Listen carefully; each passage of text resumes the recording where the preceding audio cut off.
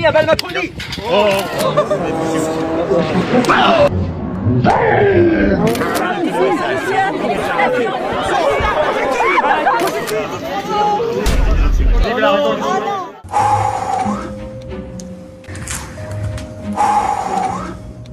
وداعا للعبث الفرنسي في إفريقيا، القارة السمراء تطرد الفرنسيين إلى غير رجعة، ما عاد هناك مجال للاستعمار.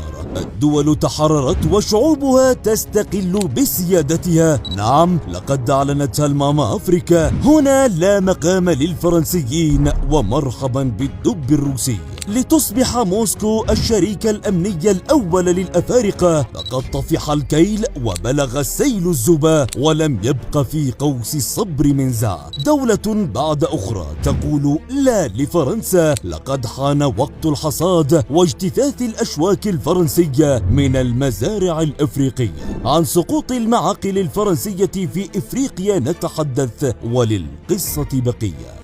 فرنسا تتذوق العلقم الذي أذاقته لإفريقيا. من شيغاك إلى ماكرون، فقدت فرنسا موطئ قدمها في إفريقيا. ما تعيشه فرنسا اليوم في إفريقيا أسوأ مرحلة في علاقتها بمستعمراتها السابقة في القارة السمراء. فمن كان يصدق أن تجرؤ دولة مثل مالي على طرد السفير الفرنسي من أراضيها، هي ليست توترات بين دول إفريقيا وفرنسا، ولكنه تحول تاريخي يطال كل القارة الإفريقية. هذه البلدان تنتفض لأسباب وحسابات داخلية بعد أن اكتشف الأفارقة الأهمية الاستراتيجية لبلدانهم، فهي كنوز ثمينة تسلط عليها الاستعمار الفرنسي، ومن خلفه الاستعمار الأوروبي. فكل العواصم الأوروبية تدق أبواب القارة السمراء. بل إن من يخطب ود الماما أفريكا يأتون من الصين والولايات المتحدة وروسيا، حتى أن الرئيس الأمريكي جو بايدن استعجل قمة أمريكية إفريقية في ديسمبر الماضي.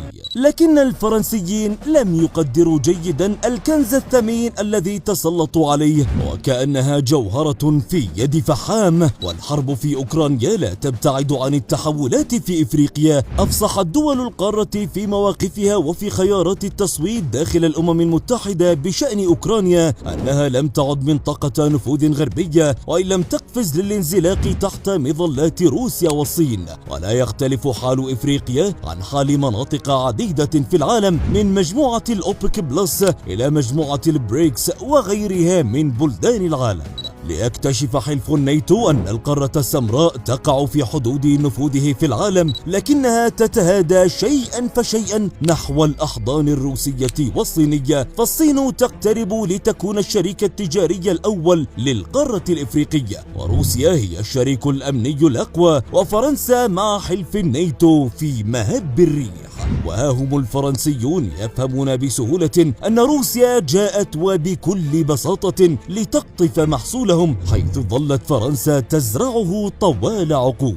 هنا تتحجر الألسن لتبدو باريس متلعثمة في تفسير هذا الفشل في مجموعة دول الساحل الخمس، ونقصد مالي وبوركينا فاسو وتشاد والنيجر وموريتانيا. عدوى طرد الفرنسيين تنتقل من مالي إلى بوركينا فاسو، وذلك بطرد غرفة عمليات القوات سابر، والتي يتراوح أعدادها ما بين 350 إلى 400 من القوات الخاصة، وهي المنفذ الرئيسي لأغلب الضربات النوعية الفرنسية ضد قيادات الجماعات المسلحة بالمنطقة. قرار الطرد لم يكن من الحكومة فقط، فها هي المظاهرات تتجدد في العاصمة وغادوغو ضد الوجود العسكري الفرنسي في البلاد، مع شعارات مناهضة لباريس وحرق وتنكيس للعلم الفرنسي. لكن في الوقت الذي تطرد فيه بوركينا فاسو الجنود الفرنسيين من أراضيها، فتحت أذرعها لروسيا وبسطت لقوات فاغنر السجاد الأحمر للدوس على الأراضي البوركينية وأخذ مكان القوات الفرنسية هناك، أي أنها استبدلت فرنسا بروسيا.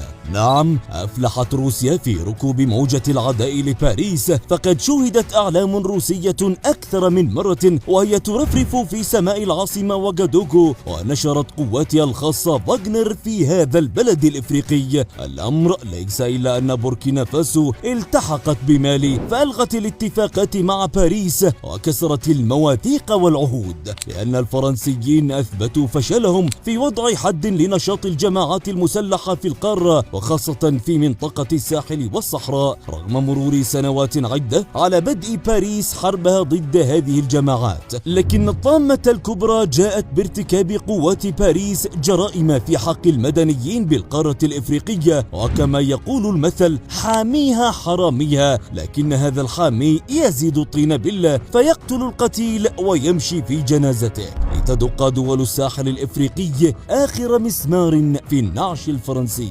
وما جرى في مالي من تحولات متسارعة هو النموذج الأكثر وضوحا لهذا الانهيار الفرنسي في مستعمراتها التقليدية، إذ اعتبرت السلطة الجديدة المدعومة روسيا هذا الوجود الفرنسي انتهاكا صارخا للسيادة الوطنية ومحاولة لتقسيم مالي ودعما للجماعات الإرهابية، فبدأت بسلسلة من الإجراءات لفك هذا الارتباط وفسخ كل الاتفاقيات الدفاعية مع باريس والمطالبة بانسحاب كل القوات الفرنسية منها، وهو ما تم فعليا في 2022، أي أن هيمنة فرنسا على مستعمراتها الإفريقية السابقة قد دخلت مرحلة الأفول واللا رجعة. فرنسا واجهت صدام الأثيال وأخذت تخسر رويدا أوراقها كافة، والأمر باختصار أن إفريقيا لم تعد تحتمل وجودا عسكريا استعماريا قديما أو جديدا على أراضيها، فحتى النيجر المتمسكة بعلاقات متقدمة مع فرنسا قد لا تقبل استضافة أعداد جديدة من الجنود الفرنسيين المغادرين لبوركينا فاسو.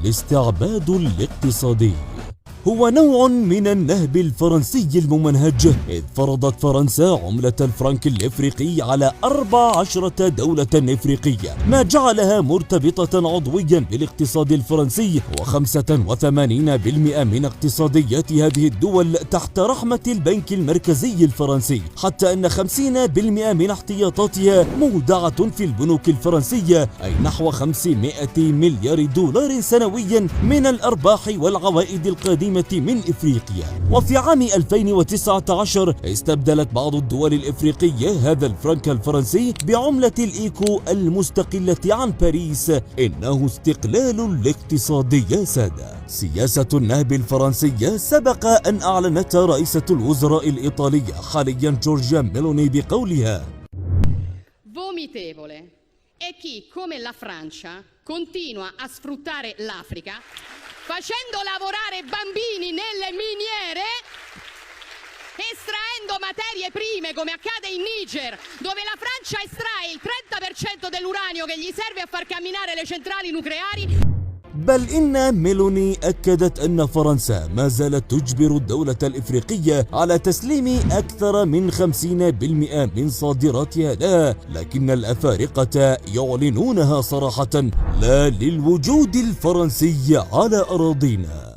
بعد إخراج آخر جندي من الاحتلال الفرنسي لبوركينا فاسو تم إنزال علم فرنسا للمرة الأخيرة، لكن ما يحز في نفوس الفرنسيين أن العلم الروسي هو الذي أخذ مكانهم. فهل تحتضن القارة السمراء احتلالا جديدا باستقبال الروس، أم إنه مجرد تعاون أمني لفترة معينة؟